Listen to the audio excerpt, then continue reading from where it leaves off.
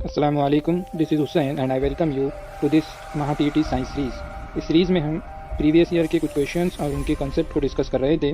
तो आइए डिस्कस करते हैं कुछ और PYQs। देखिए यहाँ पर फर्स्ट क्वेश्चन है, what is the SI unit of weight. Weight का SI यूनिट बताना है। तो अगर वेट की बात करें अपन वेट, तो वेट क्या होता है अपने पास, weight is equals to mass into gravity. तो ये वेट का फॉर्मूला है। तो वेट क्या होगा अपने पास, mass into gravity, where m is mass and g is equals to acceleration due to gravity. ठीक है, तो वेट एक तरह से अपने पास क्या है, वेट एक टाइप ऑफ फोर्स है। वेट क्या है, एक टाइप ऑफ फोर्स है। और वेट फोर्स के लिए ऐसा यूनिट क्या होता है, दैट इज न्यूटन। फोर्स का ऐसा यूनिट क्या होता है, न्यूटन। क्योंकि वेट भी क्या है, एक टाइप ऑफ फोर्स है, तो इसका भी ऐसा यूनिट क्या होगा, ऐसा यूनिट इसका भी क्या होगा, न्यूटन होगा। सो for this question option number 2 will be correct. Now see what's next.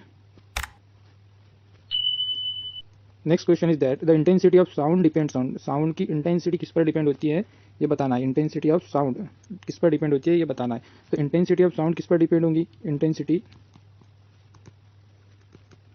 Intensity ये क्या होती है, डायरेक्टली प्रोपोर्शनल होती है to the square of amplitude. Amplitude के स्क्वायर की क्या होगी, डायरेक्टली प्रोपोर्शनल में होगी। ठीक है, so for this particular question option number second, that is amplitude, will be correct. Okay, so intensity of sound is directly proportional to the square of amplitude of vibration. Now see what's next. Next question is that the nature and frequency of electric current used in our home. ठीक है, तो home में कौन सा current use होता है, तो that is AC alternating current, and इसकी फ्रीक्वेंसी क्या होगी, 50 हर्ट्स। जनरली 50 हर्ट्स का अल्टरनेटिंग करंट यूज होता है घरों में। सो for this particular question option number 4 will be correct. Now see what's next. Next question is that which of the following RNA is smallest. सबसे छोटा RNA कौन सा, ये बताना है। Smallest RNA among the following. तो ये साइज जो होती है, ये बेस पेयर पे डिपेंड होती है। साइज ऑफ RNA जो किस पर डिपेंड होगी, बेस पेयर पे। बेस पेयर पे डिपेंड होगी साइज ऑफ RNA। तो आइए देखते हैं इस टाइप ऑफ RNA जो ऑप्शन में दिए हुए हैं यहाँ पर। फर्स्ट ऑप्शन है अपने पास tRNA। ये क्या होता है अपने पास, ट्रांसफर RNA। इसे ट्रांसफर RNA कहते हैं अपन, ट्रांसफर RNA। ठीक है, अगर इसके अपन फंक्शन की बात करें तो ये काम यूज़फुल होता है प्रोटीन सिंथेसिस में। प्रोटीन सिंथेसिस में ट्रांसफर RNA यूज़फुल होता है। अच्छा, अगर इसके बेस पेयर की बात करें अपन, बेस पेयर इसमें हो गए 7 to 9 बेस पेयर। ठीक है, ट्रांसफर RNA में बेस पेयर कितने होते हैं, 7 to 9 base pair will be there with transfer RNA। Along with this 7 to 9 base pair, there are 73 to 93 nucleotide. अगर न्यूक्लियोटाइड की बात करें अपन, ट्रांसफर RNA में कितने न्यूक्लियोटाइड होते हैं, तो that is 73 to 93 nucleotide will be there with transfer RNA। Now second option is messenger RNA। अब मैसेंजर RNA को थोड़ा सा डिस्कस कर लेते हैं यहाँ पर। mRNA क्या होता है अपना, मैसेंजर RNA। तो इसका फंक्शन क्या होता है, मैसेंजर RNA का फंक्शन क्या होगा, तो it carries genetic information it carries genetic information from DNA to ribosomes। DNA से राइबोसोम तक क्या करेगा, ये जेनेटिक इन्फॉर्मेशन को ट्रांसफर करेगा, जेनेटिक इन्फॉर्मेशन को कैरी करेगा। That is the function of messenger RNA। अगर मैसेंजर RNA के बेस पेयर की बात करें, बेस पेयर कितने होंगे मैसेंजर RNA के पास, base pair will be equals to approximately 500। तो messenger RNA that is mRNA, ये क्या करेंगे, कैरी करेगा genetic information from DNA to ribosome, और इसके पास बेस पेयर कितने होंगे, 500 base pair will be there. Now see option number third, rRNA। Option number third is rRNA, it is also called as ribosomal RNA। अभी rRNA क्या होता है, it is ribosomal RNA। Okay, it is a main constituent of ribosomes. ये क्या होता है, component of ribosomes का क्या है, कंपोनेंट होगा ये। ठीक है, राइबोसोमल RNA। अगर इसके rRNA के पास क्या होंगे, 80 राइबोसोमल यूनिट। तो 80 राइबोसोमल यूनिट होंगे इसके पास and it's a component of ribosomes. Now let's see option number 4। अगर हम पी आर एन ए और पाई आर एन ए की बेस पेयर की बात करें, बेस पेयर तो बेस पेयर कितने होंगे इसके पास? 0 बेस पेयर, ये बेस पेयर नहीं बनते इसके अंदर, ठीक है, बेस पेयर तो नहीं होंगे इसके अंदर। अगर न्यूक्लियोटाइड की बात करें, न्यूक्लियोटाइड, तो न्यूक्लियोटाइड इसके पास क्या होंगे? Only 24 to 31 nucleotide will be there with P R N A. अगर हम इसके फंक्शन की बात करें, फंक्शन क्या होगा, इसका काम क्या है पी आर एन ए का, क्या फंक्शन रहेगा पी आर एन ए का, उसको भी थोड़ा डिस्कस कर लेते हैं यहाँ पर। What is the function of P R N A over here? तो पी आर एन ए क्या करेंगे यहाँ पर? Silencing transposons. So here the function of pRNA is what? Silencing transposons. Size of RNA किस पे डिपेंड कर रहा था आपका? Depends on base pair, base pair पे डिपेंड करेगा। जितने कम बेस पेयर होंगे उतना कम साइज होगा, या ऐसे बोल सकते हैं जितने कम नंबर ऑफ न्यूक्लियोटाइड होंगे उतना कम क्या होगा? साइज होगा, उतना स्मॉल साइज होगा। तो अगर अपन बात करें किसकी? टी आर एन ए की, तो टी आर एन ए में अपन ने देखा यहाँ पर टी आर एन ए में नंबर ऑफ बेस पेयर कितने थे इसके पास? Base pair only 7 to 9 base pair थे, ठीक है। फिर हमने देखा था M R N A, that is messenger R N A की अगर बात करें इसके पास बेस पेयर कितने थे? Approximately 500 base pair will be there with messenger R N A. फिर हमने बात की थी पी आर एन ए या पाई आर एन ए की, तो पी आर एन ए या पाई आर एन ए में क्या होगा? बेस पेयर कितने थे यहाँ पर? तो 0 बेस पेयर थे, 0 बेस पेयर। और इसके अंदर न्यूक्लियोटाइड कितने थे? नंबर ऑफ न्यूक्लियोटाइड यहाँ पर 24 to 31 न्यूक्लियोटाइड थे। और अगर हम बात करें किसकी? पी आर एन ए के न्यूक्लियोटाइड की, तो यहाँ पर 73 to 93 न्यूक्लियोटाइड थे। तो यहाँ पर nucleotide is T R N A case में ज़्यादा है as compare to P R N A के। और इसके अंदर base pair, P R N A में बेस पेयर भी बहुत मतलब 0 है, और टी आर एन ए में बेस पेयर की अगर बात करें 79 है। इसका मतलब क्या हुआ कि P R N A is smaller than T R N A, ठीक है। तो चलिए देखते हैं ऑप्शन में क्या दिया हुआ है। क्वेश्चन क्या था? Which of the following R N A is smallest? तो टी आर एन ए के पास क्या है? अपने पास 7 to 9 बेस पेयर है, इसके पास क्या है? 7 to 9 बेस पेयर है अपने पास। और पी आर एन ए के पास क्या है? 0 बेस पेयर है। तो ये अपना क्या हुआ? स्मॉलेस्ट आर एन ए हुआ। तो for this particular question option number 4 will be correct. Now see what's next. Next question is that the following insectivorous plant, which of the following is insectivorous plant बताना है आपका। अभी insectivorous plant क्या होते हैं? Insectivorous plants क्या होंगे? ये हेट्रोट्रॉपिक प्लांट होते हैं। हेट्रोट्रॉपिक प्लांट कौन से होते हैं? जिनके अंदर फोटोसिंथेसिस नहीं होता। फोटोसिंथेसिस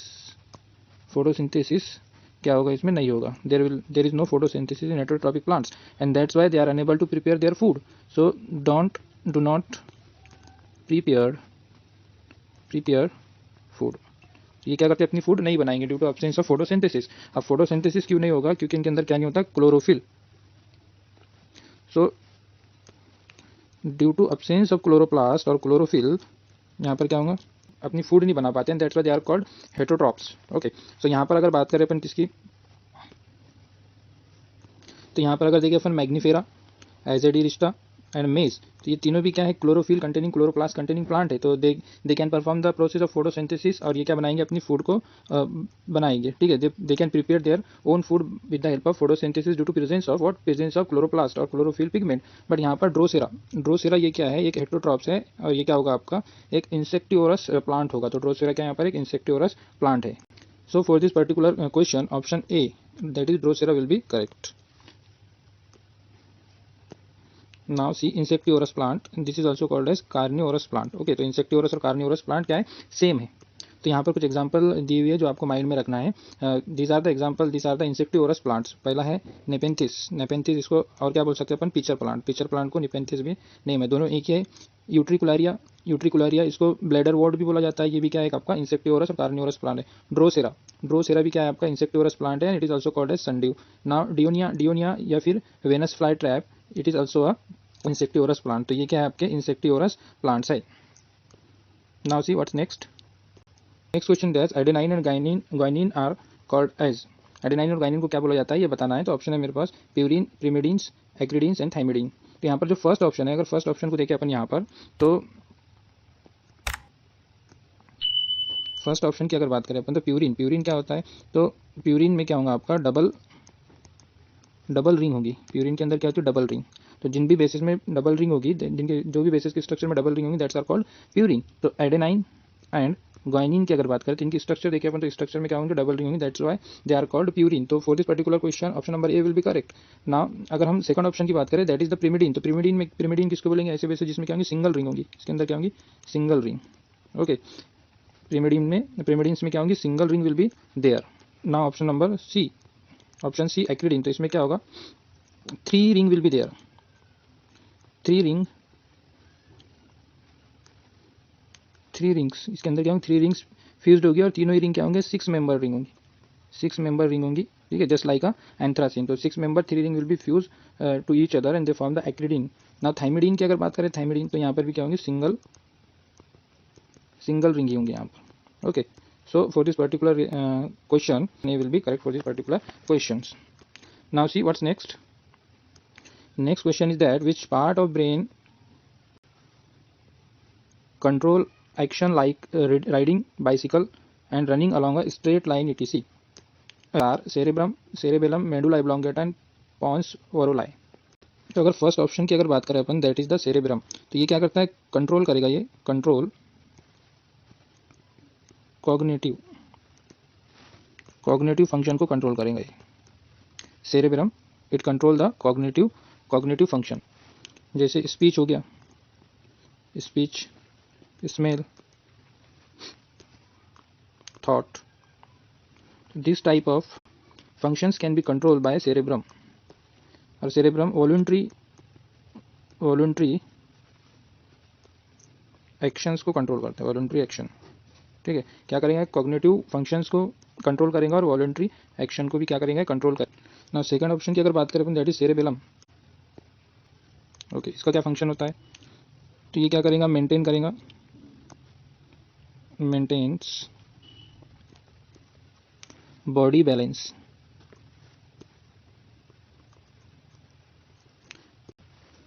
एक तो बॉडी बैलेंस मेंटेन करेगा, दूसरा कोऑर्डिनेट मस्कुलर एक्टिविटी। तो muscular activity and body balance को क्या करता है, मेंटेन करता है। मस्कुलर एक्टिविटी में क्या आता है आपका, राइडिंग बाइसिकल, ठीक है, बाइसाइकिल चलाना या बाइसाइकिल की राइडिंग करना, that is control bye cerebellum. So for this particular question, option number 2 will be correct. For this particular question, option number 2 will be correct over here. Now let's see option number 3, that is medulla oblongata. What are the function of medulla oblongata? So यहाँ पर medulla oblongata के क्या function होते हैं उसको भी discuss कर लेते हैं थोड़ा। तो ये कंट्रोल करता है इनवॉलंटरी एक्टिविटी को कंट्रोल करेगा, इनवॉलंटरी एक्टिविटी, इसी को अपन क्या बोल देते हैं, ऑटोमेटिक फंक्शन। जितने भी बॉडी के अंदर ऑटोमेटिक फंक्शन होते हैं, this functions are control by medulla oblongata. Automatic function क्या होंगे अपने पास, जैसे ब्रीथिंग हो गया, तो ब्रीथिंग कौन कंट्रोल करेगा, दैट इज मेडुला ऑब्लोंगेटा। जैसे हार्ट बीट हो गया, हार्ट बीट्स, तो ये इस टाइप के ऑटोमेटिक फंक्शन कौन कंट्रोल करता है, दैट इज मेडुला ऑब्लोंगेटा। जैसे यहाँ पर हो गया अपने पास और एक automatic function, that is peristalsis, ये भी क्या है, ऑटोमेटिक फंक्शन है अपने बॉडी के अंदर। तो हार्ट बीट हो गया या ब्रीथिंग हो गया या फिर पेरिस्टालसिस हो गया, तो this all functions are control by medulla oblongata and this are called involuntary और automatic functions. So now option number 4 is pons ओरुलाई।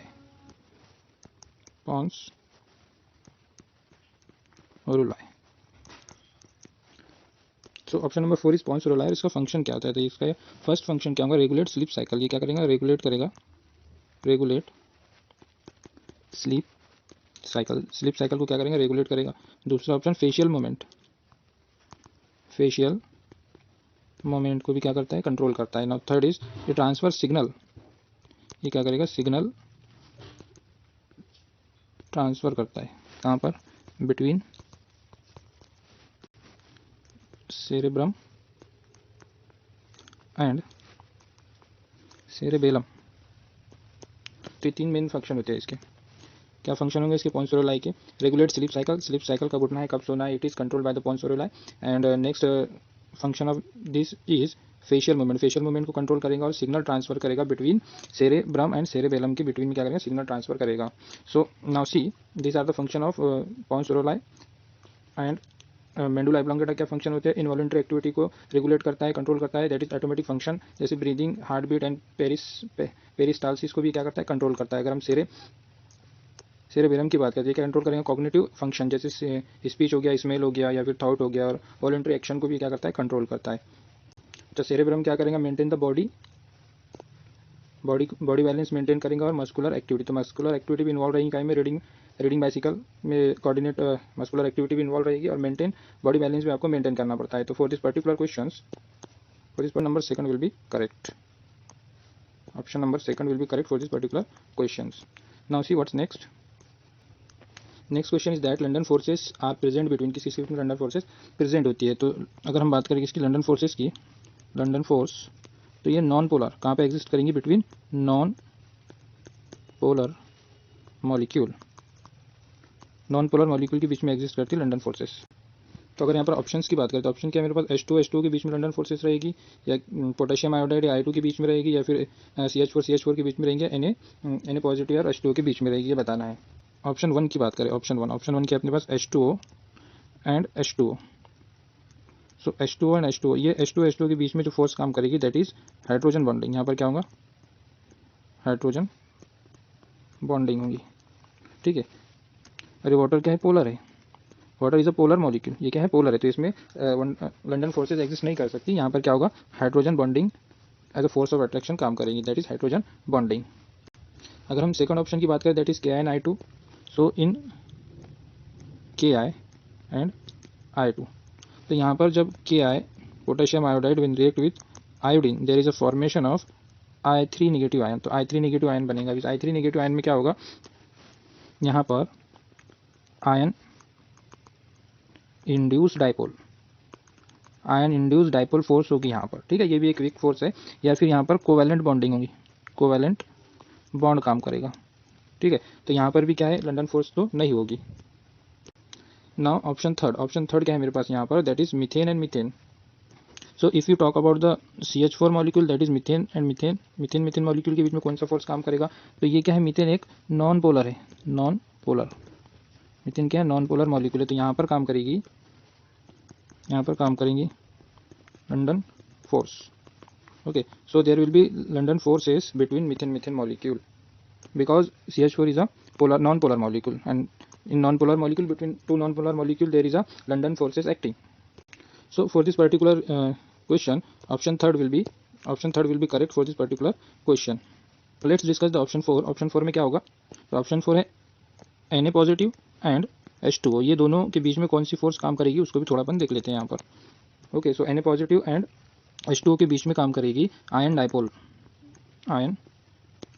Dipole interaction. यहाँ पर कौन सी फोर्स काम करेंगी, ion dipole interaction. So between Na positive and H2O there will be ion dipole interaction force. Now see what's next. So next question is that a man standing between two parallel walls explode a cracker. He hears first echo after 2 seconds and second echo after 4 seconds. If sound travel with the speed of 336 meter पर सेकंड, then what will be the distance between two walls, तो two walls के बीच में distance निकालना है। तो distance क्या होता है, distance equal to speed into time. Okay, तो स्पीड इनटू टाइम, तो इसके लिए D will be equals to speed into time. तो अकॉर्डिंग टू क्वेश्चन क्या दिया हुआ है अपने को यहाँ पर, एस दिया हुआ है यहाँ पर 336 मीटर पर सेकंड, और T1 दिया हुआ है, T1 कितना है 2 सेकंड, एंड T2 कितना दिया हुआ है यहाँ पर 4 second. Okay, so according to formula क्या करेंगे अपन इसको निकालने के लिए, D1 निकालेंगे पहले। D1 will be equals to what, half into speed into T1। Okay, so according to this formula D1 क्या होगा, D1 will be half into S, that is speed, and speed क्या थी क्वेश्चन में दी हुई 336 meter पर second. Okay, and time T1 into T1 कितना दिया हुआ था 2 सेकंड, टाइम कितना दिया हुआ था 2 सेकंड। तो यहाँ पर क्या होगा, इस से एस चला जाएगा सेकंड के लिए। इसको सॉल्व करने के बाद अपने पास आंसर आया दैट इज़ 336 मीटर। तो ये वैल्यू किसके लिए है अपने पास, D1 के लिए, that is equals to D1। Now let's see D2। अब D2 के लिए भी वही सेम फार्मूला रखना है। D2 क्या होगा अपने पास, half into S into T1। According to question value put करने पर क्या होगा, ये हाफ इंटू 336 मीटर पर second into 4 second. Okay, now again this second cancel होगा and it will be equals to half into 336 into 4। अब ये किसके बराबर आएगा यहाँ पर, 672 मीटर। ओके, सो D2 कितना है अपने पास, 672 मीटर आया और D1 कितना है, 336 meter. Now distance between two walls, ये क्या होगा आपका D1 प्लस D2। अब ये कितना आया था आपके पास, 336 प्लस 672 मीटर। ओके, तो इसको अगर अपन कैलकुलेट करेंगे तो ये आएगा 1008 meter. Okay, now let's move toward the questions. तो यहाँ पर डिस्टेंस बिटवीन टू वॉल्स कितना निकल कर आया अपना, 1008 मीटर के बराबर आएगा। तो यहाँ पर क्वेश्चन में अगर ऑप्शन देखें अपन तो यहाँ पर ऑप्शन नंबर 2 क्या है अपना, करेक्ट है। So 1008 meter will be distance between two walls. So for this particular question option number 2 will be correct. So this was the last question for today. मिलते हैं नेक्स्ट वीडियो में।